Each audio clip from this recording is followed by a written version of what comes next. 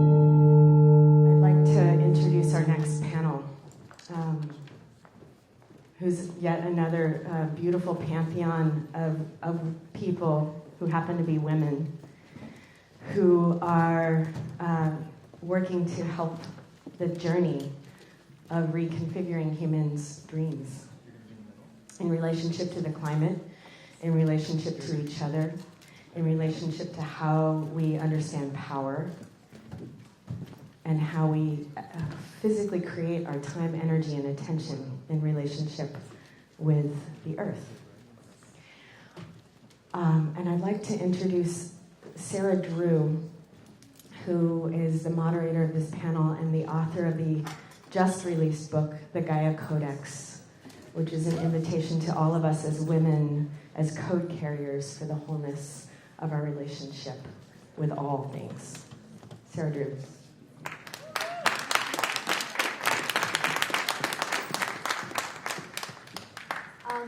Wonderful to be here today, and I just want to ask our panel, Osprey, Oriole Lake, Starhawk, and Esperanza Garcia to come up onto the stage, please, right here. And we'll go ahead and just get started very soon.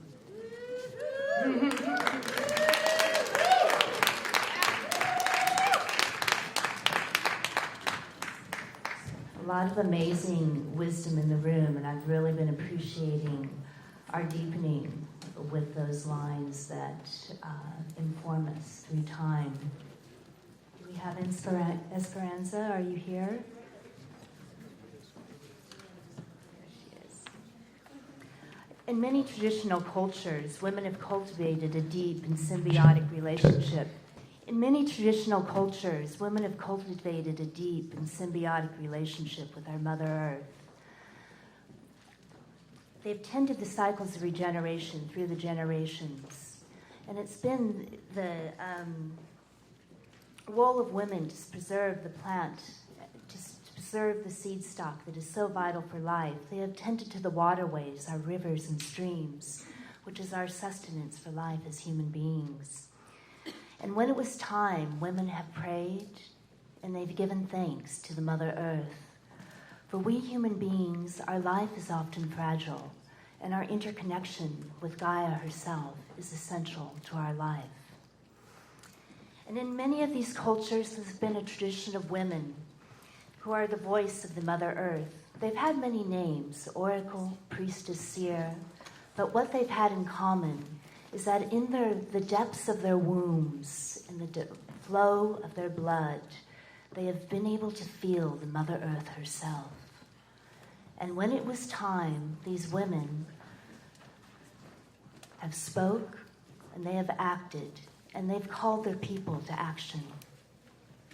So today we have an extraordinary panel of women, leaders who are in my understanding of that lineage. Women have made it their life mission to catalyze the awareness around the necessity of regional and global ecological sanctity and the transformation of our key cultural narratives in the face of socio-economic structures that no longer sustain us. Honored to have our first panelist today, who many of you, probably all of you in the room know. She's a visionary ecofeminist, author, philosopher, activist, ritualist, and practicing pagan, Starhawk. She's the international author whose numerous books have been translated into multiple languages. Her bestsellers, Spiral Dance and The Fifth Sacred Thing, have provided readers with both the necessary deep roots of reconnection into the pagan and goddess traditions, as well as visionary visceral blueprints for emergent evolutionary culture. And without any further ado, I'm going to turn you over to Starhawk. Thank you. I find myself in a little bit of a dilemma here because I had intended to talk about some of the practical and permacultural solutions around climate change, but I actually can't sit here in front of you with any integrity without responding to some of the things that Tim Kelly was saying about Palestine and Israel, because I have also been there and worked there many times, and I will say, Tim, I don't know if he's still here, but he did succeed in evoking enormous emotion in me, and that emotion is absolute fury. And I will try to explain briefly why. I think it was when he said there were more people killed in auto accidents than killed in the recent war. That, I'm sure, is true if by people you mean Israelis. But it erases the more than 2,500 people who were killed in Palestine and the West Bank in that recent war. It's also when you say the Israelis and the Palestinians are doing the same thing, you are, basically you lie. I'm sorry to put it that bluntly, but it erases the power differential. When you do something, even if that something is an emotional thing, is a very different thing if you do it as a person who is an individual, and when you do it as somebody who is a representative of a force that has the third largest army on Earth. And if we erase those differences, we continue the violence, because the violence, as Rusha said so beautifully, all over the world is about erasure, about changing the narrative so that the people who make us uncomfortable and who threaten the things that benefit us when we have privilege no longer exist. I grew up Jewish, steeped in the narrative. I know what that narrative is, and it's a powerful narrative. It says, hey, we were kicked around for 2,000 years, and finally, we were almost exterminated. Finally, we have a state of our own, and by God, nobody's going to do that to us again. You can understand the emotional power of that narrative, but the problem is that narrative doesn't work once you admit the Palestinians into the picture. And I believe that's really what's happening there. It is a continual 100-year, more than 100-year process of needing to erase the Palestinians so that that narrative can go unchallenged. And that is a very different thing. It is not the same thing that is happening on both sides. I'll say that narrative is also deeply implicated in climate change. That process of erasure, as Rusha said so powerfully, it is about those who are deliberately silenced, because their voices, if they are admitted into our reality, threaten the way that we do things. They threaten our profit. They threaten our benefits. And the flip side of that erasure is the erasure of accountability. And I think if we are going to actually change the world enough and quickly enough to really deal with climate change, we need to also look at the way that accountability gets erased in this culture, accountability for the poisoning, accountability for the planet. And it is an old process. In some sense, it goes back to the way that we have erased the reality of the earth, the things that actually sustain our lives, the things that we need to live, somehow are of less importance to us. They are less real to us than this abstraction we have come to believe in, which is profit, which overrides everything. So I often tell people we have faced two huge crises right now. The crisis of climate change and ecological collapse, and the crisis of the concentration of power in fewer and fewer hands. And actually, those are the same crisis. Those are the same processes, the same things at work. There are solutions to climate change. And we know what they are. Actually, if we were going to boil them all down into one word, that word would be community. It would be the recognition of our deep interconnectedness. And it would resonate through our economic systems, our political systems, our agricultural systems on every single level.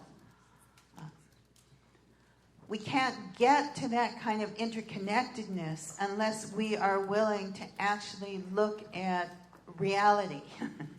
We are actually willing to look beyond those erasures. If we are willing to hear those voices that haven't been heard, and if we are and to be willing to look at the things that may make us uncomfortable, not just the things that reinforce our comfort. And we can't get to that world unless we are also willing to hold people accountable for the things that they do that threaten the health and the life and the well-being of others. When we do that, I think we'll find that we have enormous and powerful allies. And those allies are often the things that have been erased from our consciousness or treated as unimportant or treated literally as dirt beneath our feet, because the biggest ally is the dirt beneath our feet, is the soil. And there's a wonderful book I'll recommend called Cows Save the Planet that talks a lot about the practicality solutions that all really go back to soil. And I think it's kind of amazing and wonderful that soil under our feet may be the key to addressing the problems and the devastation that we have caused to the earth. And again, I have very short time, so I can't go into all of it, but I will say that the world's soils are carbon hungry, because part of this process that Warren was talking about that began with this Bronze Age exploitation of agriculture in a new way and the development of metals, which I will also say came about because those metals made more effective weapons. Yeah. And that shift was very much linked to the rise of warfare as conquest and the rise of hierarchies and slavery and civilizations where some people are in power and others aren't. And again, it's something I've been writing about for years. If you are interested in it, my book, Truth or Dare, has a whole chapter on ancient Sumer and how that shift took place and how you can actually follow it through the literature and follow it through the poetry and see it develop. But we have 5,000 years of carbon hunger in our soils, which have been turned over and oxidized. And we have 200 years, and especially the last 50, 60 years, of extreme, devastation with chemicals, with industrial agriculture. So the good part about that, the hopeful part, is they're starving for carbon, and they are the place we need to take the carbon out of the atmosphere, put it back in the soil, where it becomes soil organic carbon, it becomes humus, it becomes fertility. And there's no downside to that. There's no potential disaster it's going to cause. In fact, it is exactly what we need to do to revitalize the devastated soils of the earth, to reverse desertification, and to increase the effectiveness and the resilience of our water cycles.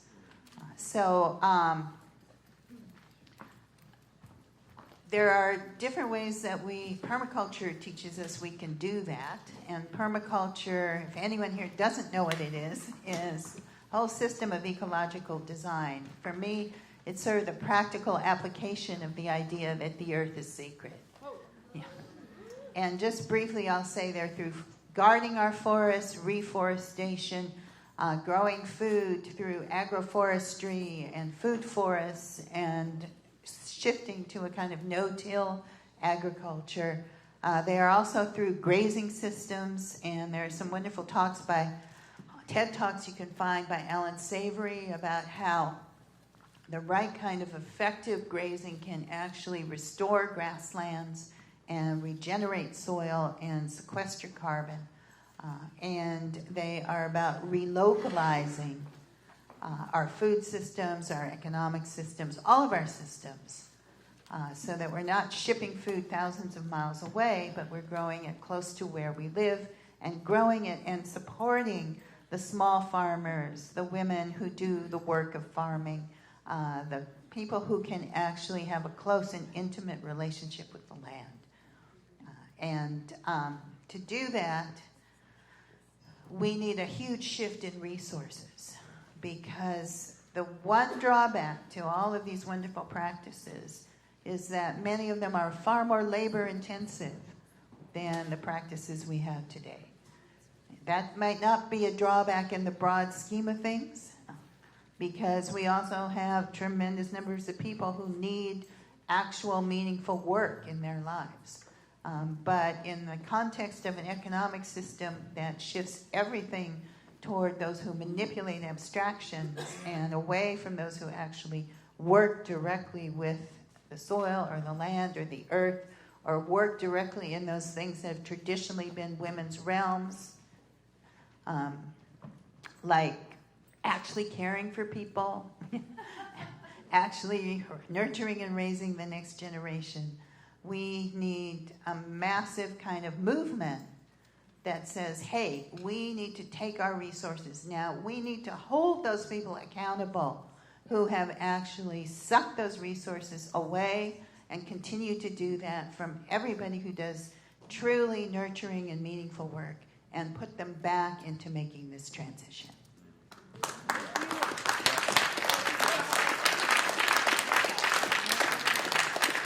Thank you, Starhawk. Thank you for bridging the larger conversations in the room with the conversation we're having here on women in climate. Our next panelist, Esperanza Garcia, is award-winning Globe Youth organizer and speaker of youth climate change and international development. She's the co-founder and executive board member of the International Youth Council. The organization currently has 10,000 members in their social media networks and 30 chapters globally. Esperanza is keynoted at international conferences, including the UN and TEDx. In the UN, she's been active in the Youth Assembly at bridging the communication of UN millennial goals with on-the-ground activism. She's a graduate of Columbia University's Innovative Sustainability and Management Program, which is very cool if you knew about that. And Esperanza, wonderful to have you, and over to you.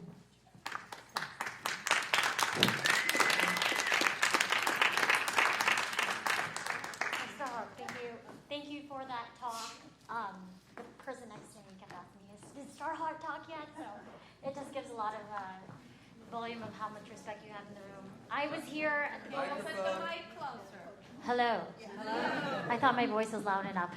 The first time I was here at the Global Summit was 6 years ago at its founding in 2008, International Youth Council, where the co-founding partners, Melanie, who has been continuing on this vision. Congratulations to you. In the past 6 years, was able to get young global scholars from all over the world to come to this event. This was just a vision that she had, and now she's and her colleagues have brought it together to where it is today. So congratulations, Melanie. So let's begin by saying I'm a woman. Well, there goes my vocabulary and education. Thanks, Dad. I'm a young person, still am, even if I have a 9-year-old daughter. And I'm from a developing country. I represent the demographic that is most impacted by climate change. And I'm here to tell their story.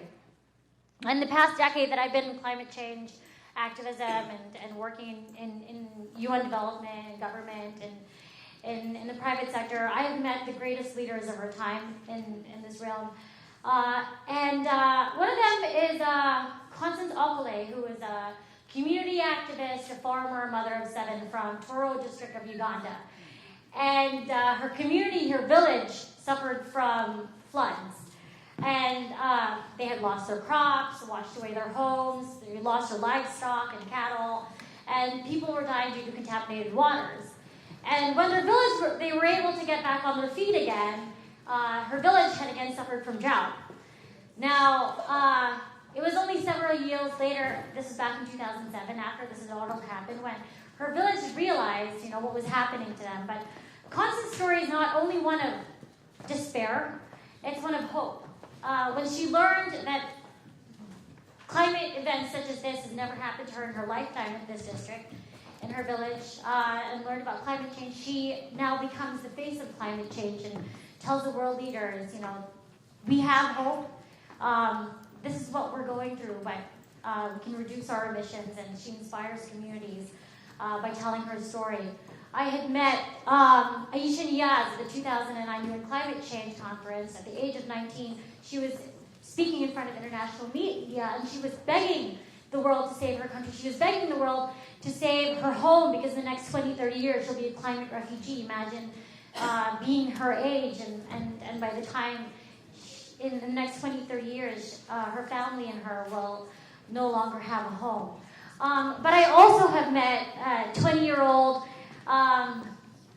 Leandro Lavisa from the Philippines, who had left, as I went to school at Yale, who had left Yale as a junior to go back to the Philippines and build his old solar company, and now has 100 megawatts of solar, commercial scale solar, in the region. And so there are inspirational stories that young people and women are playing in this role that is inspiring this movement. The most inspiring group and community that I've worked with is the International Youth Climate Movement, otherwise known as YOUNGO, which is the youth constituency of the UNFCCC, the UN Framework of Climate Change Convention. And we lobby to governments for a stronger negotiation. Because when negotiators who are twice, thrice our age talk about things like loans, we're the ones who will pay for them. And so we become the face of climate change. We ask them, how old will you be in 2050? Because in the next few years, we'll be the ones responsible for what's happening. And so we play a very critical role.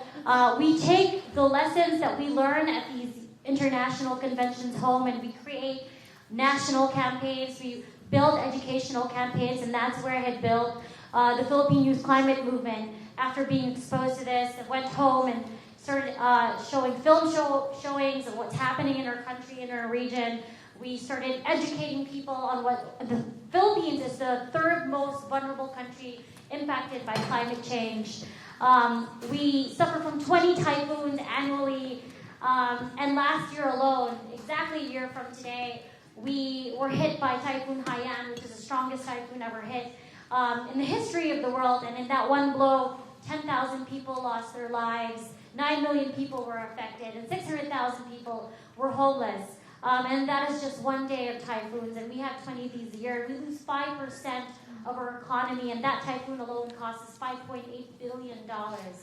And so when I educate people on what's happening to our country, more often than not, because a third of our people are in poverty, they would say to me, why should I care about climate change when I have to worry about putting food on the table? And it was really critical to also let them know, though, like other developing countries, we emit the least carbon, and yet our country, however, we have strong mitigation efforts. Our renewable energy grid is responsible for 40% of our electricity grid. 40% of our electricity grid is renewable energy, mostly from hydro, from wind, from solar, from geothermal. We're the leaders in renewable energy. We're the first wind farm, the first solar farm, the largest rather, in Southeast Asia, and we have the strongest renewable energy law, of which when I was working in government, we had built, and I lobbied for as I was working in government and educating young people, that we do have policies in place, and it's our responsibility now to move this forward. We planted 1 million trees when we were visiting schools and educated over 60,000 young Filipinos and students all over the Philippines, and had each school that I visited commit to planting trees all over the Philippines. And you know, this was then. I was much younger then. I also started the International Youth Council, in where I organized a youth assembly at the UN, and we brought together thousands of young people annually to the United Nations to educate them on Millennium Development Goals and ending poverty. And then we needed a platform to bring all these young leaders together to say, you know, we can impact change, we can make change. We are not the leaders of tomorrow, we're the leaders of today. And using this platform, we've now grown the International Youth Council to 30 countries globally, building leadership support, network support, providing resources to these young leaders who want to genuinely create change in the world.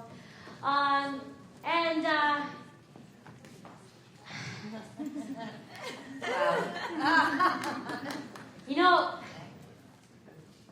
what is, this is the Climate Change Panel, a Women in Climate Change Panel, what is the secret weapon to climate change? and that is us, the women. And that is due to our central role that we play in our families, in our communities. Although everyone is impacted by climate change, women bear the brunt of climate change. But we also have the greatest opportunity because we are providers of food, we're providers of water, we're providers of shelter. We're also leaders in businesses, we're leaders in governments, we're leaders in politics, and due to our leadership roles, we have the greatest opportunity to build this change. And I am one, but I am one. Discovering and excelling in my passion.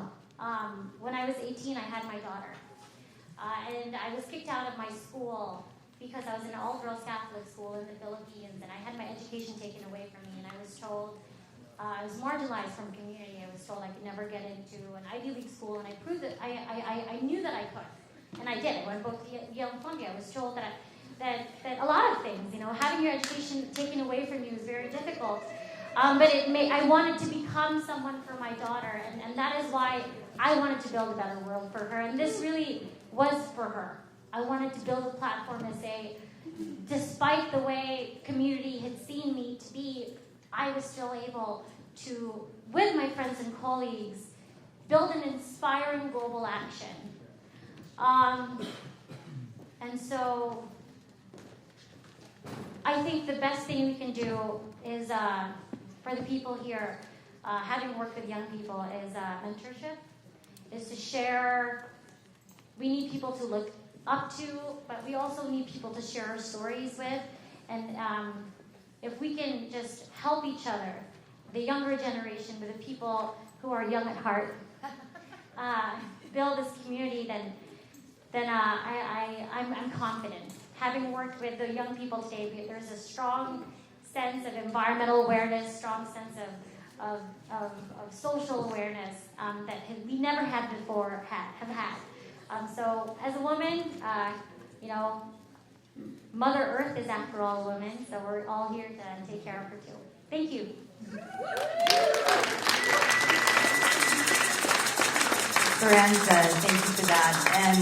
And just for your wisdom of building intergenerational knowledge bases and that can be accessed. It's really wonderful.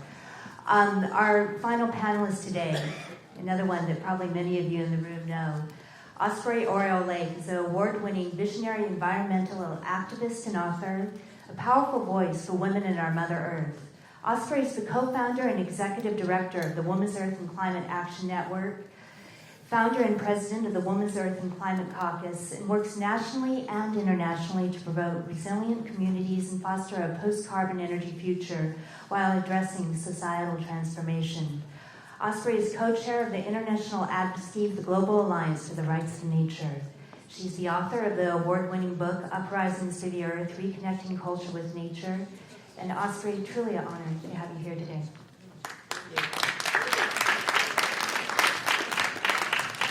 Thank you both. That was very moving and inspiring. And I want to thank the organizers of this conference as well, because it's very interesting to weave so much of our world story together. My focus, as you can hear, is on women and climate. I want to address that in a moment. On the way over, I was thinking of the words of Leonard Cohen about the fact, it had been said earlier today, which I thought was really interesting, how memes are in the air of there's a crack in everything, and that's how the light comes in. That's how the light comes in. And I've been thinking about that today, and how these moments when we gather, there is, we understand that the system is breaking and broken, and there's fissures. But these are also incredible opportunities, and the light that each of you are bringing in this room, and the light of the speakers and information is really our way forward. And what's interesting about climate change and the frame of climate change is because of the incredible ecological tipping points and timing, it's a moment where we need to see the light coming in so that those cracks remain cracks and don't turn into large cliffs that we fall off of, which is a metaphor in reality I don't think we want to head towards. But likewise with Esperanza, I work a lot, not all year long, but during the climate change negotiations at the UN, I work with a lot of climate scientists and work with women all over the world, from the grassroots to people at top levels in policy, business women. Every sector is involved in our Women's Earth and Climate Action Network. And the report out is not good. It just isn't. The science and the physics of where we're going is not going in the right direction. I think we all know that. And so how do we really transform this moment? How do we work with getting at the layers that we need to in the time frames that we have? And this is something that we address pretty much every day in our network. We have a fourfold strategy of working with women on the ground with direct solutions. We work a lot with indigenous peoples. About now 80 to 85% of all the biodiversity left on the earth is in the hands of indigenous peoples. I think this is something we really need to honor and respect. Of course, we're very interested in lifting up the voices of women. And we're a rights-based organization because we really see that we need to get at our systems themselves at a systemic level. So that means really getting at the economic frameworks, the legal frameworks that we're operating in, these old paradigms that we all know are crumbling down. And how do we do that? And how do we come in as rights-based organizations so we can address these things legally? So we're based on 4 rights that we're focusing on: the rights of women, the rights of indigenous peoples, the rights of nature, the rights of Mother Earth, and the rights of future generations. And I think it's really important to understand, and all of us are working to weave together these many different layers and levels so that we can really address such a complex problem economically, socially, the injustices that we're seeing around the world, and of course what's happening with our Mother Earth. And what I see happening in women's networks is a very deep level of collaboration and also a willingness to work between different sectors and understand many different relationships between different systems and how they can change and work together. Some of the women that we work with, of course, are on the front lines, and that always brings a level of urgency to the dialogue and to the decisions that we make. As an example, right now we're on our way to Lima, Peru. Some of you might know the next climate negotiations will be taking place there. And even though it's a very, very frustrating process, we think it's important to be engaged there because that is where all the world governments are meeting to make these important decisions. And it's so key that civil society is there expressing our voices. So we work a lot to make sure that women's voices are heard and that these different regulations and negotiations really involve a gender perspective for all the reasons Rucha went through, so I'm not going to go through that. But what I want to highlight is that right now we're operating on an extractive economy in which we're extracting oil out of the ground, we're extracting minerals out of the ground, and we really need to address this, especially in the global south, where we're working to protect women who are on the front lines of their communities and how they're being sold off so that we can extract oil out of the ground, which of course is creating huge problems in our atmosphere. I think that there needs to be an understanding that everything is so connected that we can't just point our finger in one place. It's an ecosystem just like nature. So our lifestyle here in the global north, our privilege, the way that we live, is so key to so many of the communities that we work with who are on the front lines of protecting the Amazon forest. We also work in the DR Congo with those forests in the Atombe region. We work with frontline women who are living on the front lines of the tar sands up in Canada. So all over the world, there is this extractive industry, this extractive economy that we're really facing, and this old paradigm from the fossil fuel industry that we're addicted to, that we really need to extract ourselves from. That's the proper extraction I'd like to see. And insert ourselves into so many of these solutions that we know are available to us, the youth that is speaking to us. As so many of us have been saying, leaders around the world are saying, we have the solutions we need from solar and wind to geothermal power. I am so not concerned with the brilliance of humanity and our ingenuity and creativity for solutions and permaculture. It's absolutely thrilling to see the solutions that we have. That's not the problem. It's what's interfering with us living the way that we know we want to. And so I know we are very limited in time, so I just want to close by speaking about the aspects of what I'm seeing with women rising around the world. And I could give you so many stats about why women's leadership is key. You can go to our website and get those stats, but it's really the time for women's leadership and those voices that have been silenced, women, Indigenous people, nature, our youth, future generations, to be lifted up and balanced this time. But what I'm seeing with the fierceness of women around the world is this incredible balance of the warrioress aspect of women, in the same way that you see the mama bear is going to protect their cub, just an absolute fierceness about our intergenerational understanding of what it means to be human beings on this planet, and women's relationship with nature. It is not better than men's relationship with nature, but it is unique and different, and it has been missing from the dialogue. And that wildness and that fierceness from women about life itself, the life force, the web of life, is coming forward. Simultaneously and balanced to that is this incredible nurturance and healing that women are offering, because we have been living in service. We need to not be in oppression with that service, but that deep understanding of healing that women and the Mother Goddess is offering.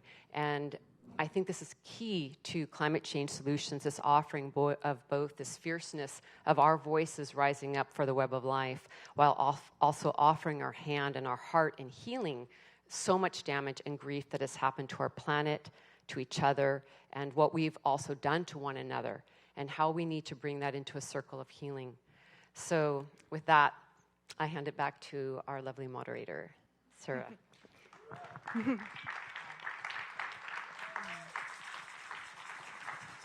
Thank you, Osprey. I just want to get a quick time check. Where are we at? 5 more minutes. Okay. I think maybe just one question that maybe each of you could answer. Going forward, if you just had a brief address that you would want everybody in the audience to carry out into the world, what would you like to speak to? I mean, what I would say on a personal level is know what is sacred to you. Know what you most deeply care about, and figure out a way to put your life force energies at its service. Yeah. On a practical level, I would say if you haven't done a permaculture design course, come take one. We do them, we call them Earth Activist Trainings, and they also have a grounding in spirit and a focus on organizing and activism. Penny Livingston Stark, who's just walked in, and I started doing this years ago to figure out how do we bridge the gap between the people who have the solutions and the people who are the activists and are interested in holding power accountable. So we have some coming up. I'll put out postcards and stuff. We also do a lot of fundraising so that we can offer scholarships to people of color who are working on these issues to help the people who come from the communities that are most impacted have the skills and tools to be part of that. And I would also say to think about, if you have resources, figure out a way that you can, in the old days you used to tithe to the church. Really make it a part of your practice to tithe to the people who are doing the work, who are on the front lines in so many places, because we need to start drawing those resources in and putting them where they need to be. Great, thank you.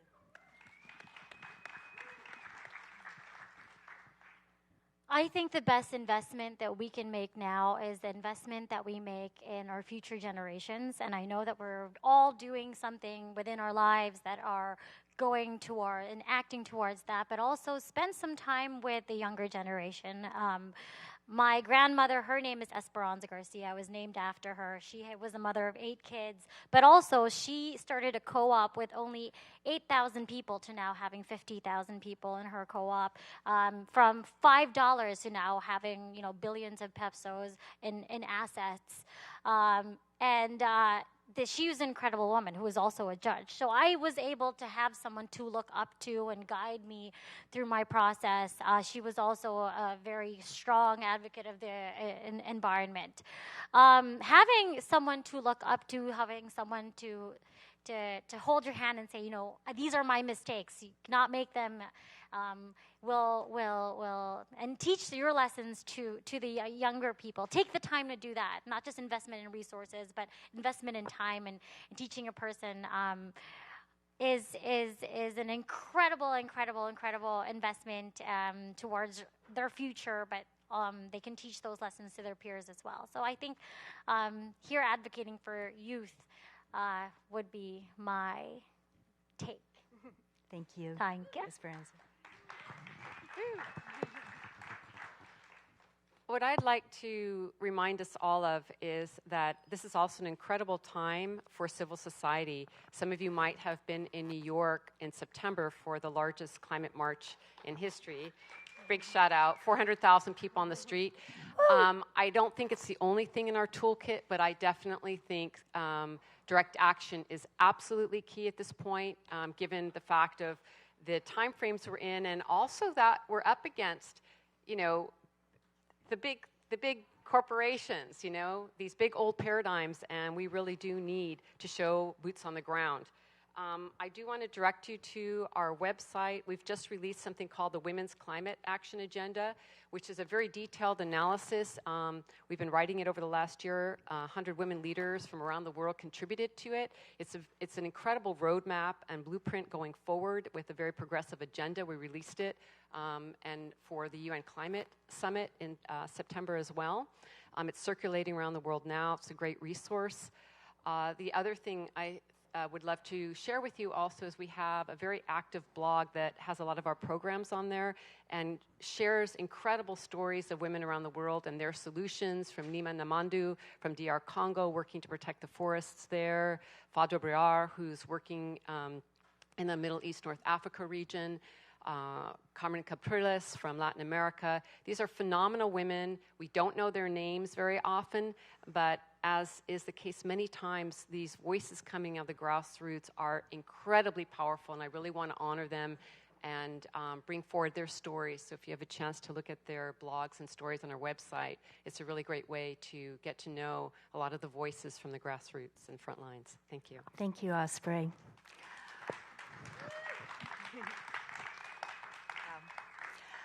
Well, I'm going to end with a very short poem, taking a note out of the playbook from Jim Garrison. I've been trained since ancient times on the path, and I've not forgotten the power of a flaming arrow shot with the clarity into the heart of darkness, piercing those veils of forgetting that have rendered the mind of humankind heavy with thoughts of self-destruction. When all the time, growing in the fecund forest of our heart, is the blossom of love, balance, and peace, the regeneration of the generations, and the essential interconnectedness that is the gift of infinity breathing in the quiver of a dewdrop that falls from the newly unfurled leaf in the golden breath of the morning after the dawn.